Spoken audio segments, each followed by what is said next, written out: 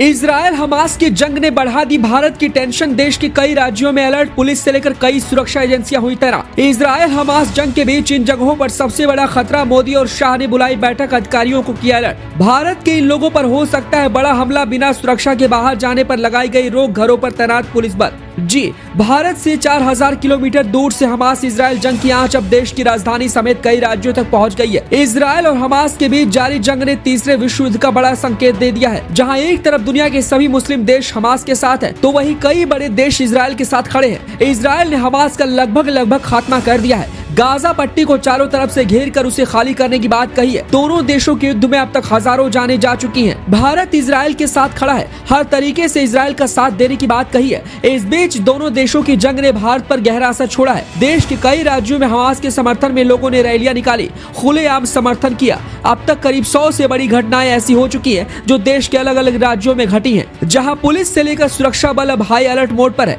PM Modi और गृह मंत्री अमित शाह भी अलर्ट मोड पर है और देश के अलग अलग राज्यों में हमास के समर्थन पर हो रही रैली और किसी भी कार्यकर्ता पर नजर बनाए हुए है। फिलिस्तीनी और हमास का साथ देने वालों पर तुरंत एक्शन की बात कही गई है। इस बीच यहूदी देश इजरायल पर हमास के हमले के बाद भारत में रह रहे यहूदी समाज के लोगों की सुरक्षा बढ़ा दी गई है। यहूदी समाज के लोग जहां भी है, उनके आसपास, उनके घरों पर और साथ ही कहीं आने जाने पर सुरक्षा बल का कड़ा पहरा लगाया गया है। यही नहीं, यहूदी समाज से जुड़े स्मारक और कई स्थानों पर भी सुरक्षा बल तैनात कर दिया गया है। दिल्ली, मुंबई, राजस्थान, एमपी, यूपी, हिमाचल जैसे कई बड़े राज्यों में सुरक्षा बलों का कड़ा पहरा है। दिल्ली पुलिस इजरायल दूतावास और राजनयिकों की कड़ी सुरक्षा में जुटी है। दिल्ली के पहाड़गंज के चावल हाउस के पास सुरक्षा बल तैनात है। यहाँ सबसे ज्यादा संख्या में यहूदी आते हैं। यही नहीं, इजरायली पर्यटकों की सबसे ज्यादा संख्या हिमाचल, गोवा, मुंबई और राजस्थान के पुष्कर में सबसे ज्यादा है। इन जगहों पर यहूदी सबसे ज्यादा घूमने आते हैं। ऐसे में इन इलाकों में सुरक्षा का कड़ा पहरा है। देश भर के कई राज्यों में यहूदी समाज के कई स्मारक है, जिन पर हमास का समर्थन करने वालों द्वारा बड़ा हमला हो सकता है। हिमाचल के मनाली और धर्मशाला में भी यहूदी ज्यादा संख्या में आते हैं। मुंबई पुलिस भी अलर्ट मोड पर है।